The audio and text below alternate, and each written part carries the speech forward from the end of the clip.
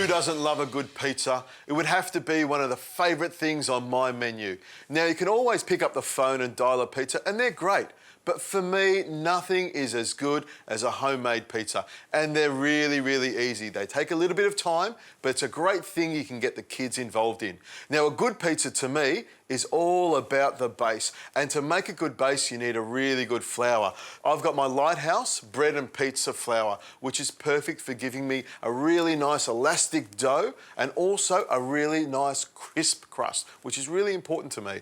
Now, all you need to add to that is some warm water, some olive oil, some yeast, a pinch of salt, and let it prove. It takes about 20 to 40 minutes in a nice warm space. Let it come up, and then all you need to do is knock it back and get these nice little dough balls. From here, let it come up a little bit, roll it out, and then you can put whatever topping you want.